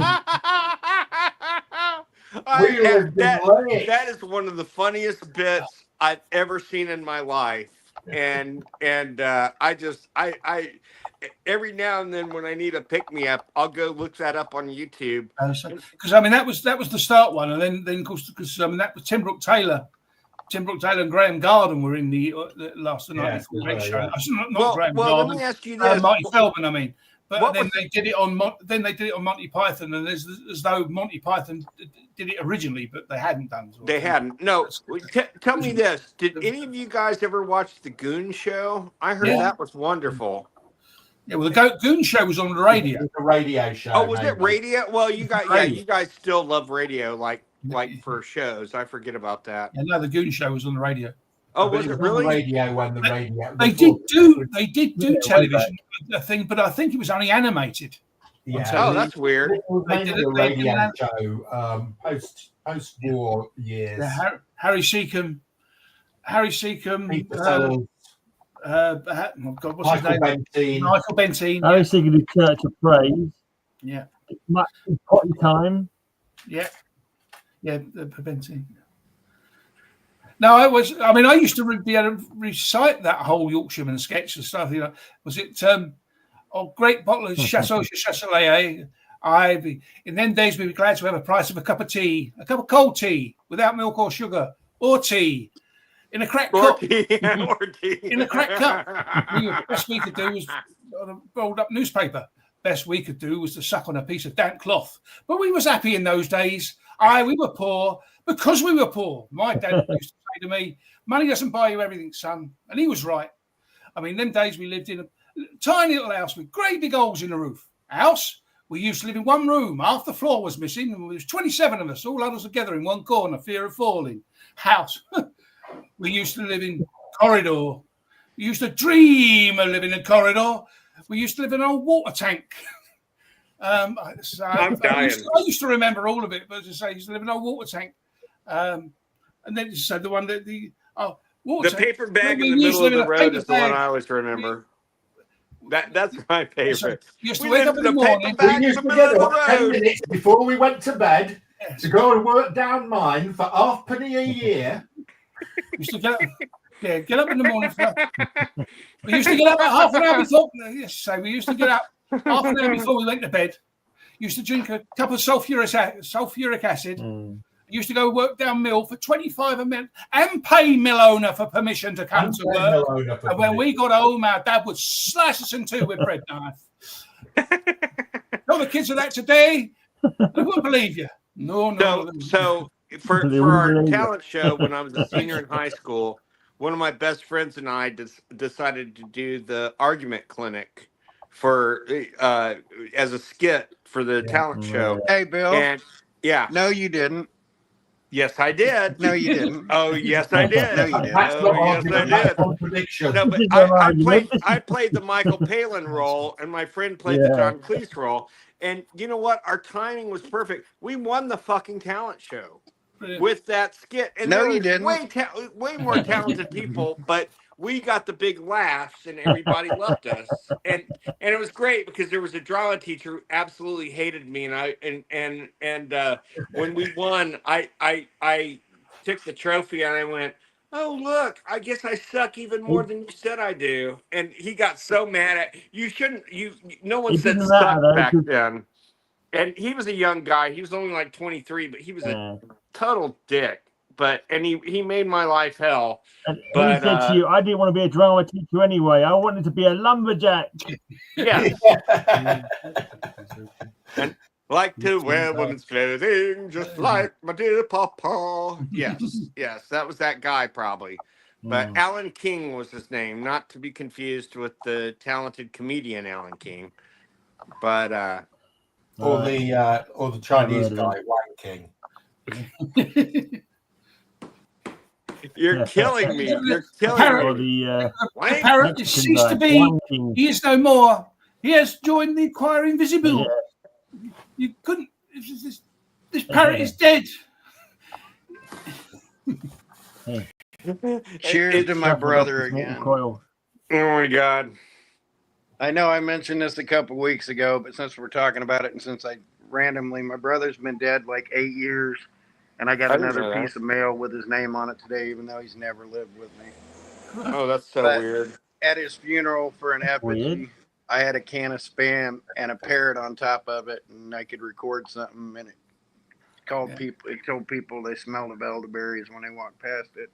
Oh, I love that so much. That is great, Kyle. But every time I think of Monty Python, I think of my brother, and it puts a smile in my heart, and it breaks it at the same time. Or smiling break. Oh, I'm sorry about that, buddy. But but it made my mom laugh, and that was you know what I thought about doing, fellas, is I thought about taking the Dolly signature page to the big museum, the big modern art museum we have here in San Antonio. It's a really pretty good one. And I thought maybe I could talk to the curator or something and see if he could, because they own several Dollies. So Yeah, to help me authenticate it. But I tell you what, But I you can't must see be who else greedy. it could Trump be. says you can only have $2 each.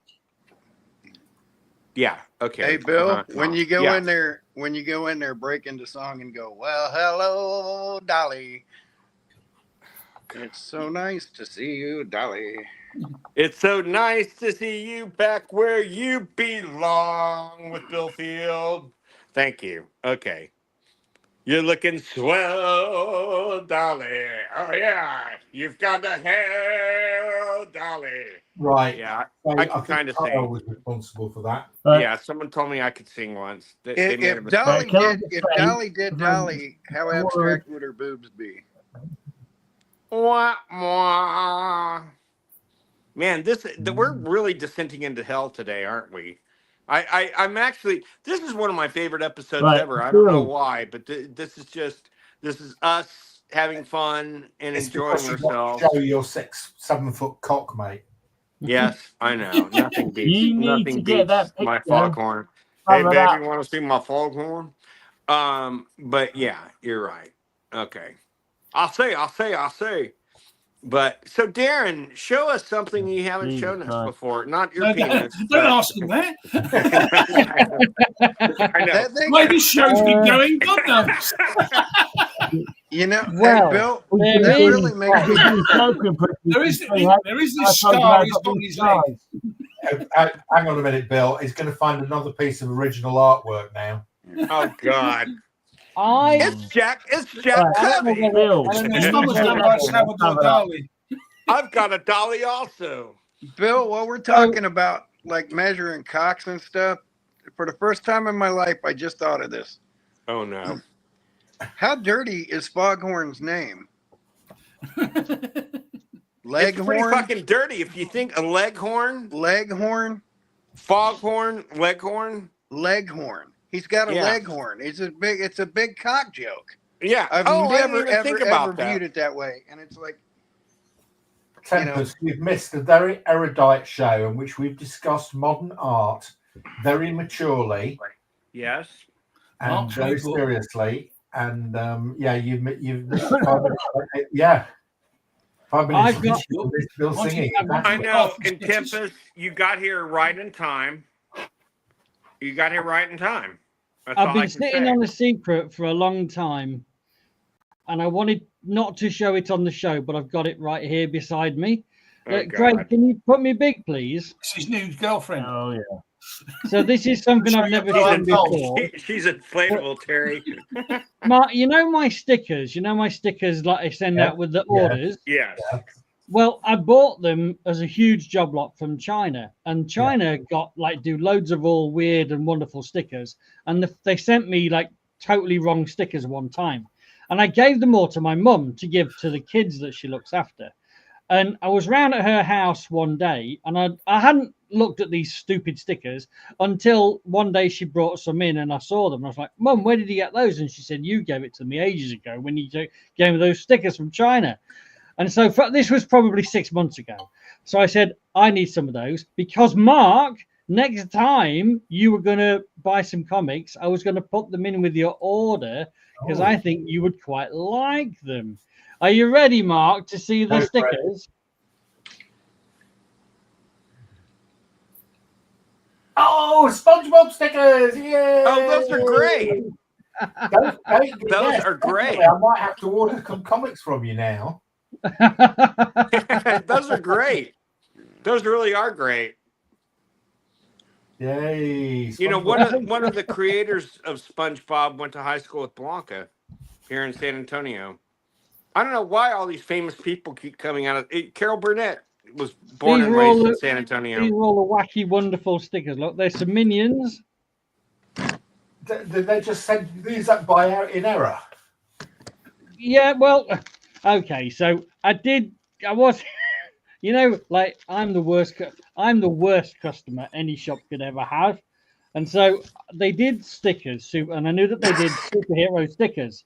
And I said, please send me 20,000 stickers or whatever I said, but I only want superhero ones. Of course, they're Chinese and they're selling stickers. They don't really care about customer service. So they just sent me 20,000 stickers. So of the stickers, probably 3,000 were the ones I wanted, superhero, and 17,000 were a load of rubbish. And so the SpongeBob were in with a load of rubbish. Those are pretty awesome. What are those?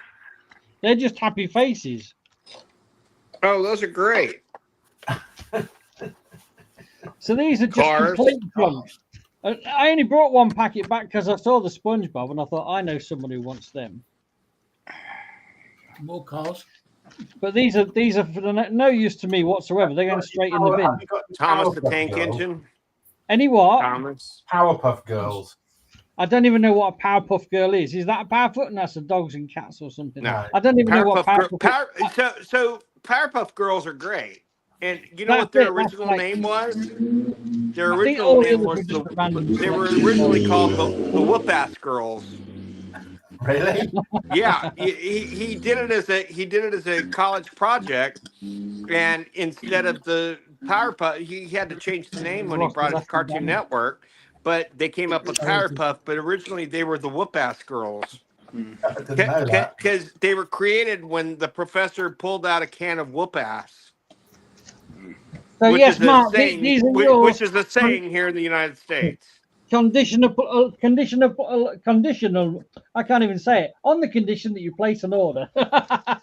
Right. Okay. You're gonna buy one comic. You're gonna buy one beat to shit unexpected from them. Minimum order. Put a new minimum order on the site. £10,000.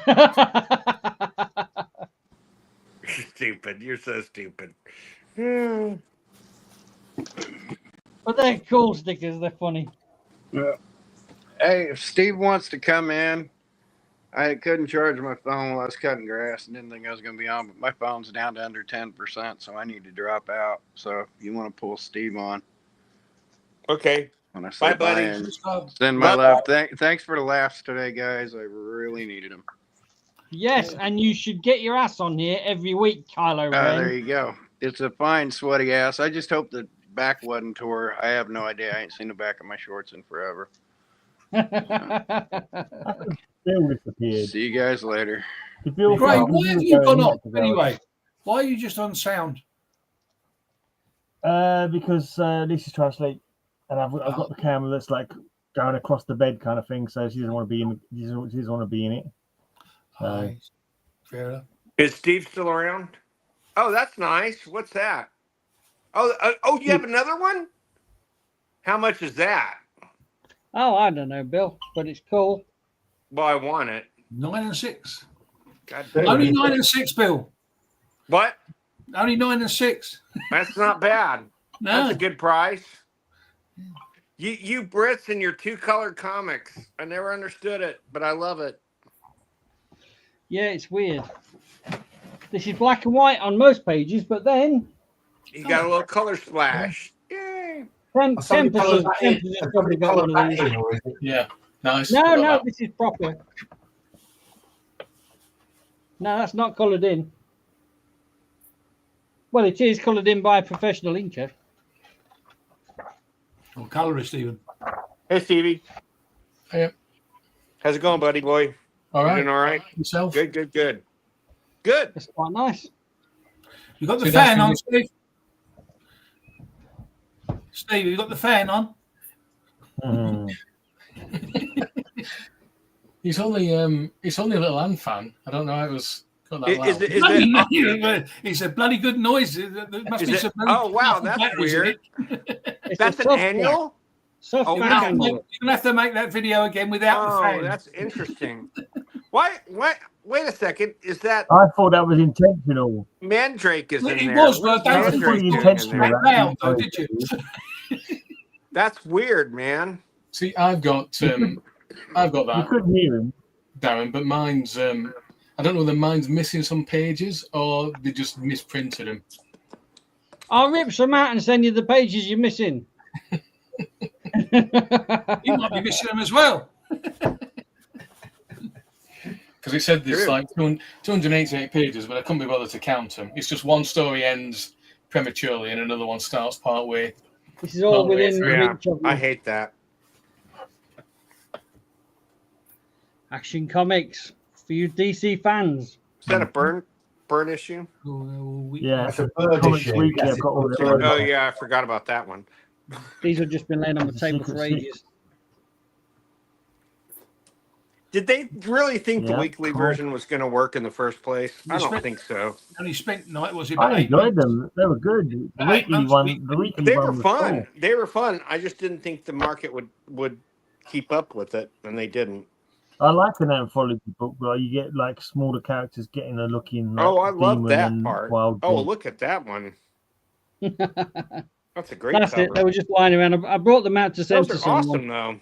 but he didn't want them. Right, now Steve's there, I'm going to show a weird comic. Yeah, I love Steve, weird. show us some weird shit. Steve, Bill, show us you gonna weird. come up Show with us a weird. picture? Oh, yeah. This is really weird. This is Oh, so that's by Jack Chick, the guy known for Chick Tracks. correct. He's very religious, and Christian one, is it? and he made up Is it a Fire? team called the Crusaders. Oh yeah, there's cannibalism in there. There's drug use. There's it's absolutely horrible, but it's trying to get It kids. starts off with two guys and a woman kidnapping a girl to drug her to sacrifice her to a satanic ritual. Right. And it was all to keep kids. But it was from all done doing- in the best possible taste. Absolutely. Oh, the worst possible. The artwork was not real. It wasn't horrible, but the stories were horrible. It's not bad. It's Yeah, bad. pretty I good. promise It you. was It's more bad. like- right, Mark. It's was- bad. Well, It's Yeah, bad. the story is just scare tactics to make good little Christian boys and girls not become atheists. That's all that was. So you I'm can gonna get know it anyway, so I can track it down. You scare them about the world. Cross, Scarface, Exorcists, Chaos, and the Angel of Light. Oh yeah. So happy, One cheerful of reading. those, seems to be the What other an one. uplifting tale that is. And you could get your copies from Christ is the Answer, Inc., Ontario, Canada, Evangelistic Literature Enterprise, Geebung, Australia, Evantastical. Sunday School Worship Centre, Mowbray, South Africa, and Send the Light, 99 London Road, Bromley. There you go. Oh, No, Bromley. So I have a No, brother. you're and printed sister- here. I have No, a- that's where you could get your copies in the UK. Oh, I see. So my brother and sister-in-law are Pentecostal, and they have very firm things they won't let their kids look at. So I gave them all these coverless comics from the 70s because I had a bunch of them. I don't know if I remember if I told you all about those, but I've been giving them to the kids. And my little 7-year-old niece came up to me and she goes, "Uncle Bill, can I trade you for this one?" And it was a Sabrina, the Teenage Witch, and she was wearing a bikini. And she goes, "Mom, No. my mom won't let us read comic books with bikinkis in them." and I went and I told them, and they started gut laughing.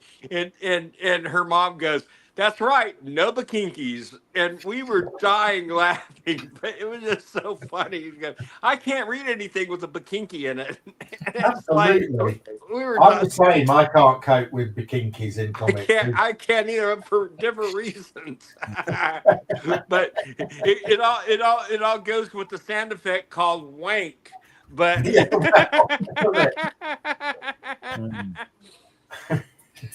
Anyway, Bill, 7 foot is big enough.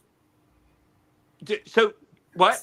7 foot is long enough. We don't want to get people. Thank you very much. It's terrible when Marvel put out those bikinki specials that they do. Yeah, I know. So Steve, have you seen Superman yet? Yeah. Did you I like agree. it? This is what I. Oh, that's awesome. We didn't have those over here. That's mega. That's great, man. Did you like it? Yeah, it was. I thought it was all right. It's not. I didn't hate it like a lot of people do. I didn't think it was the best. It's not the best Superman film, but it was pretty fucking close. It was fun. I enjoyed it. I put it right after Superman 2. I mean, I really liked it. I enjoyed it. I want to go see it again because I know I missed a lot of stuff. You know. I think if you want to redo the whole DC universe, for a new market with a new vision and a new Yeah. flavor, it's a pretty good start. Yeah, I thought so. One of the scenes in it, and not this isn't ruining it for you, Mark, because I want you to listen out for it, because I don't know whether I was imagining it or not. But in one of the scenes, Jimmy Olsen is walking through the streets of Metropolis, okay? And as he's walking through there, you hear a sound, and the sound is like three ding ding ding sounds, and then a longer sound, and it sounds just like the old, or not the old Batman theme, but the end bit is, and it just sounds like Batman, but not words, music. And I've said it to several people that have watched it. That's They've interesting. never heard that bit. I'm But sure I that's just- possible. Yeah. That's very possible. Darren, those are the Power Club girls. So if you've got, Did you hear that, stickers Steve? on- Do you remember that bit? You know, when he's walking through. Right, I don't. I've not got any stickers with those on. No. Say, Steve, do you remember that bit when he's walking through the street? it doesn't ring any bells, but like I say, I'll listen out for it the next time I watch it. Yeah. So you know that if that was. I mean, what surprised me? I mean, because there's supposed to be loads of things. I mean, I never saw much else that would have stuck out like that, but that just sounded so much like. Is Jimmy Olsen actually ginger in the film or not? Pardon? he's in the film. Is he a Is ginge? Jimmy Olsen ginger in the film? Yeah, he's ginger. Not light. Well, I mean, Well, you can't, is he? it's red. Yeah, it's He doesn't wear he, has, hot he tie. also has He's freckles. not very red, though. I don't He think also he has has freckles. Yeah, Did he? yeah, I didn't think he had freckles. yeah. He had Right. I freckles. think must be normally they watching make a really Jimmy IMAX. Olsen a black man in most of these. You must have been watching it on IMAX, because I certainly Most didn't of see it. Superman Freckles. No, I mean, no. I just noticed them. But Did you not see freckles, Steve? I don't remember seeing freckles on him. No. I He saw did. some promise. freckles. Sort Yeah, of. So Is have he you heard the young? have you heard the latest rumor that Andrew Garfield is going to be the Flash? I think they must have been watching it on IMAX to see that. No, it was a very big screen, but no. So Andrew Garfield is rumored to be playing the Flash in the James Gunn universe. I think that would be good casting. I'd sooner have the guy from the TV series did it. I think he done a far better Well, job. Does in the first few Flash seasons. shoot webs now or something? Huh? What? Does the Flash shoot webs now? No. Yes, he does. Smart ass. Yes, but I do. Well, the word was they didn't want to get and I like Grant Gustin myself, Yeah. but supposedly they didn't want to use anyone from the TV series. I don't know why, but they didn't. But they said the next best thing was Andrew Garfield, who does look kind of like Grant Gustin, except he's about a foot shorter. But you know, that's Are they neither trying here to make nor their own there. amalgam universe or something? There's so many crossover actors. Yeah, I mean, am I happy with the casting? I thought Wendell Pierce was fantastic as Perry White. I really liked that character. I thought he was great. Ironic name, really. Does it say great Stephen Jones? He's in a detective series here called Elspeth, which is really pretty good. Yeah, I like her. She's good. And he's in a lot of other things. Oh, it's a great show. That's a spin-off from the Good Wife. Good Wife, yeah. Yeah, and Good Fight. Yeah. Good Fight, yeah. Yeah, and the actress is just amazing, just really great. She's clever. No And, relation to The Good Place. No, Good Fight. No, that's different. yeah.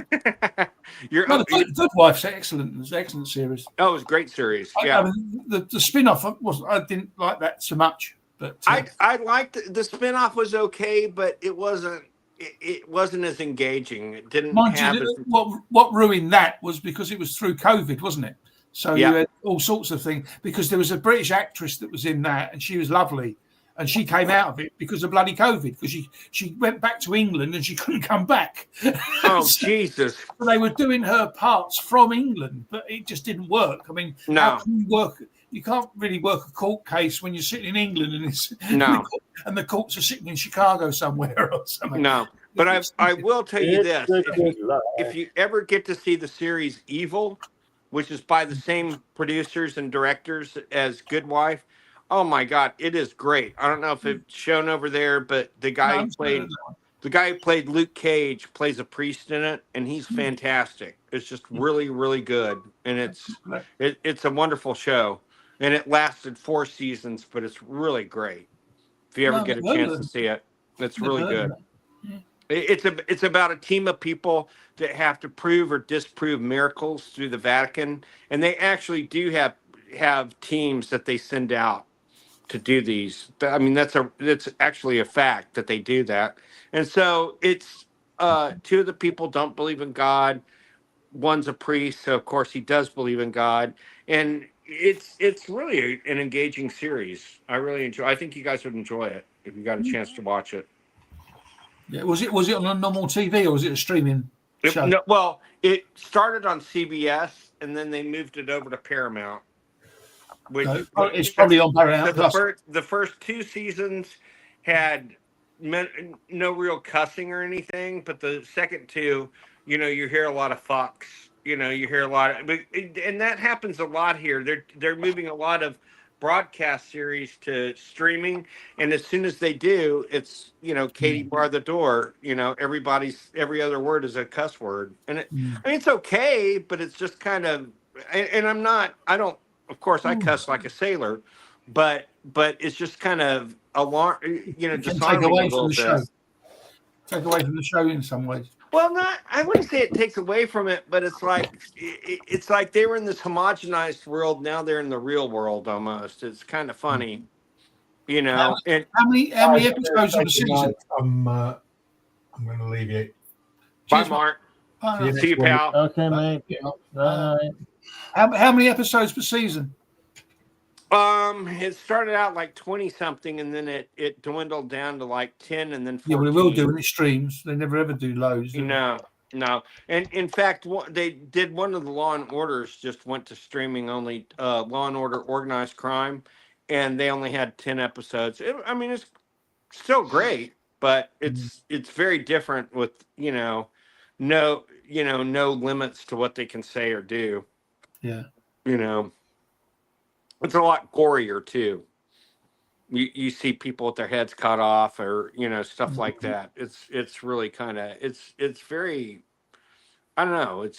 But it's still a great series. It's just kind of, like I said, disarming. Yeah. Steve, have you watched Creature Commandos yet? Steve? No, sorry, I haven't got. It's one of the few streaming services I haven't got access to. Oh wow, it's great. It's pretty good. It's on the Sky. Cheers, Yeah, Kyle. You haven't got Bye, Kyle. We love you. It's supposed to be pretty good, doing it. I thought it was excellent. I mean, as I said, there's so much shit was thrown at it on the YouTube and the things like that. It's nothing like this and it's nothing like that and it's a load of rubbish and all that sort of. But I watched the first 4 episodes and I mean they're real bloodthirsty. And okay, they aren't the Creature Commandos from the comics I read in the 70s, but right. So what sort of thing. But at the same time, they're all well fleshed out, and the actors they've got playing them, sort of thing, as far as the voices are concerned, are excellent, and it's really funny, sort of thing, funny and funny, gory, and very cleverly made. So the first 4 episodes, only 7 episodes anyway. I don't know whether there will be a second season. Oh, there will. They're already working on it. Number of episodes, isn't it? Yeah, they're already working on it. Yeah, I don't Who's know ever heard of a show with 7 episodes? Is that sort of? They're only 20 minutes long. I mean, obviously, you don't. I mean, well, I say they're 20 minutes long. You got they leave you wanting a lot more. That's for sure. So it's probably less than 20 minutes. As I say, there's an advert break in the middle. True. It only lasts a minute, but the Sky thing only lasts a minute. But no, it's really fun. It's a real fun thing. I mean, I would have thought, being it's been out so long now, it'd probably be on video anyway, out on DVD in any case. It won't be long before it's out there. But no, I think it's a really good show, for what it is. But that, because it's supposed to, I mean, I haven't seen the episode yet, but there's supposed to be a scene in that is something to do with the Superman film. But I don't know what it is. Huh. I haven't seen it yet. Supposedly, I don't know. I mean, that's what people have been saying. It may be the. Yeah, go say it. Oh, Mark's gone now anyway. So it may be the country they're in. Yeah. Impossible. Yeah, that's probably what it is. Yeah, it is. Moravia or something like that. Yeah, maybe that's what it is. I gotta tell you, I thought the reality of what Superman contained, like one country trying to take over another, I thought that was I enjoyed that they had that in there. I mean, we're dealing with all this shit now with Ukraine and with Russia, and it seemed very pertinent to me. And I mean, they were using a story from the comics, weren't they? I mean, what he does in the film, I mean, has happened in the comics. Right. I mean, they have had stories where he's, he has sort of like got in the middle of a war. They've had more than one story like that sort of thing. So there is stuff like that. But this is another thing that I don't understand, which is when they're getting these actors to play these parts and everything else. I mean, as far as it was concerned, Superman has only been Superman for 3 years. So that's why he isn't as strong as he was. Because everybody's saying, oh, well, he can do this and he can do that. And no, he can't, because he's only 3 years into being Superman. So he's powerful. In 10 years' time, he is as strong as this and that. But, they've got to take that into consideration. And then they've got some actors that are older than they actually should be. Sort of in it, sort of thing. So, I mean, I do have to say this. I'm very happy that, for once, no offense, fellas, I love you all. You guys are good, close friends of mine. But I'm so glad for once we don't have a fucking British actor playing an American hero. I'm just saying. I like that David Cornsweet. Think about how we feel, Bill. When every time they try and make some British character and get them played by an American. Yeah. I know that's happened. I mean, Bridget Jones' Diary. I mean, including people like Margaret. Although she did a really great job in that.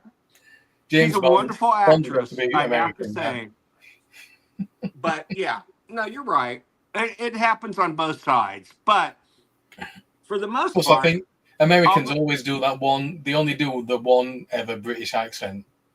Well, yes, exactly. Terrible. Everybody over here talks like that. I'd like a glass of water, please. Yeah, we do. Every American I've ever seen do a British accent says that exact line. Bottle of water. Bottle of water, please, mate. Bottle of water. Yeah. It's like that scene in Love Actually when the British guy goes to the American bar and the girls are all just like all over him. And they go, say it again. How do you say table? Table? Like table's the only word that doesn't have a difference to it. It's hilarious. But we lost Darren. Wow. I feel like we're my three sons now. It's kind of funny. But well, I mean, you think about it. I mean, Dr. House. I mean, there's so many people did not realize that he isn't American. So he must have been doing or that he got. So he must have been doing a bloody good job for an American accent for the Americans, thinking he was not. Didn't realize he was English. But then you get some of these others that they're Australian, but you wouldn't know it when they're right. Exactly. We have a lot of Australians playing. Like the main guy in Blind Spot. He was British. I mean Australian, and you'd never know it. And he was in the Australian version of Animal Kingdom, which they made an American version of. But he was that guy's a really good. I can't think of his name now. But there's quite a few Australians that, I would say we have as many Australians playing American characters as we do British. But I mean, I think I'm saying not being big-headed about it, but I think the British actors are far, far better at accents. I mean, there's a guy. No, I agree. I agree. A TV series over here. Steve, was it H is the thing? Was it? Not crossing lines, I can't think. Police procedural thing. H was the villain. Do you know what I mean? I have no idea. Well, it was to say, the guy that's in it is Scottish, and he's got a broad Scottish accent when you hear him speaking. But I didn't know he was Scottish. In this series, he speaks English. You know, he speaks with a British accent perfectly, and you would never, in a million years, know he was Scottish. And then when he's been on one of the talk shows, Line of Duty, that's it. Greyman said it, Line of Duty. And when he's been on it, on the talk show. Oh, that's a great show. I know what you're talking about now. That's a great show. Well, one of the coppers there, he is Scottish, but you wouldn't know it. But when he's on the talk show, he's got a broad Scottish accent. How the hell he disguises that to how he does it, I don't know. Well, and I think that's with a lot of cases, that's it, sort of thing. The Americans are the British can do American accents and other accents, everything else far better than the Americans do British accents. Nakuti Kuta, the guy Kuti, who played the last Doctor Who, he's Scottish and he sounds Scottish. I mean, he really does. You can tell he's a Scot. So, well, Gray is telling us we need to go ahead and finish the show. So, I guess I'd like to thank my two brothers from Britain. Thank you, Terry, and thank you, Steve. I love you guys. See you guys next week. Have a wonderful week, guys. See y'all soon. Bye, fellas. Yeah, it's all the best. See you guys. Ta-da.